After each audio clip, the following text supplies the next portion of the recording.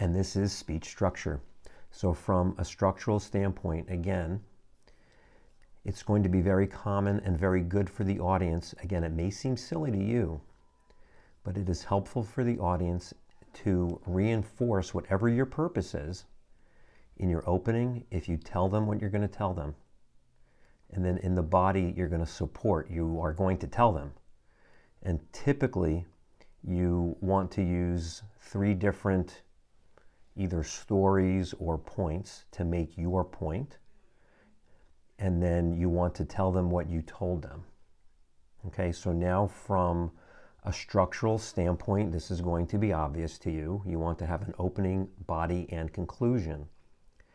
And the reason that I point out something so obvious to you is you need to allocate appropriate time. You have 4 minutes at the max. So you want to give at least 30 seconds, maybe a little bit more, to your opening. You don't want to just get into your speech. You want to get into your opening.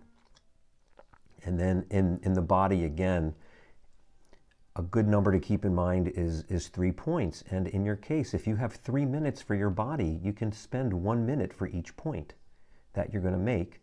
And then for the conclusion, don't do the Porky Pig close. But up, that's all, folks.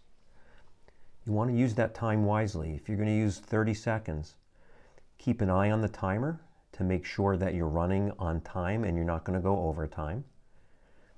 And you're going to tell them what you told them. And this is a way to keep your purpose in mind for you and for the audience. And you want to make sure that your conclusion is going to summarize what you just spoke about. Don't be self-conscious about saying everything again. It's going to help reinforce to the audience.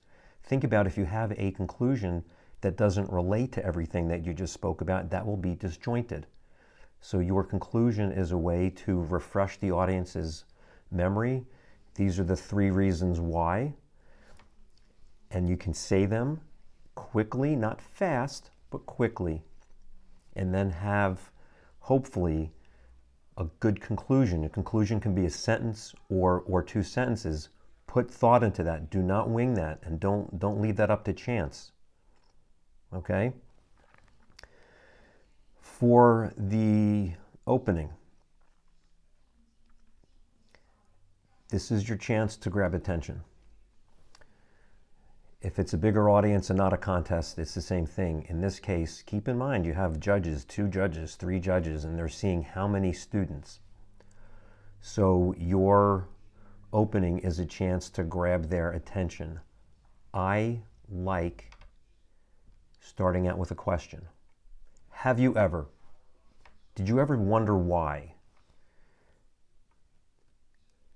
My family was very supportive.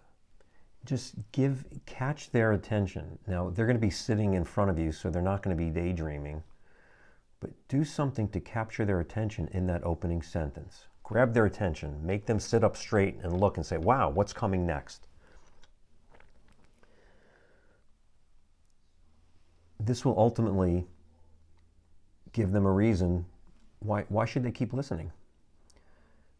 Let them know what you'll be telling them in this 30 seconds to 40 seconds. Time this when you're practicing. Time this. Make sure it's not 10 seconds. Make sure it's not 2 minutes. You can't go too long in your opening. So time this part and get this part down. So again, 30 seconds, maybe up to 40 for your opening and for your conclusion. And your body can be about 2.5 minutes, maybe 3. One of the reasons that you don't want to have too many subjects in your body is that you don't want to overwhelm the audience. You don't need to be comprehensive and cover every single possible thing. If you have 5 things, 7 things you want to think about, that's great. And the benefit you have, choose the best 3. Make that the most impactful. In fact, if you can make a list of 10 and then you choose the best 3, that could make your speech even stronger. So you have the confidence, I'm hitting them with those best 3 subjects. In your body, make it clear when you transition to the next section, even if that's a 2-second pause, just like that. Also, help the audience know that you've gone from section 1 to section 2 to section 3, which what will help them is the opening, because in the opening you're going to tell them what you're going to tell them. So make sure that those align. Don't feel you have to say it differently in the body. Say it the same way so they go, oh, great, now we're on section 2. And you can use maybe a 2-second pause.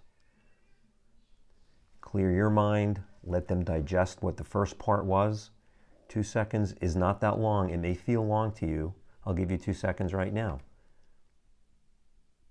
And that's it. And then you can just go to that next part.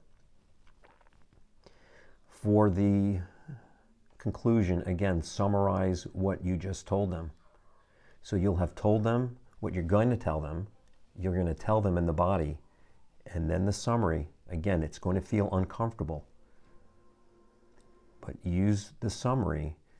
This is why my family is so important to me. Something that may be a little bit catchier than that. Give them the 3 points, the 2 to 3 points that you spoke about, and put thought into that, and then into that summary. 1 or 2 sentences, really get them. Leave them with wow. That's your chance to do that. Make it compelling, make it relevant to your purpose as well.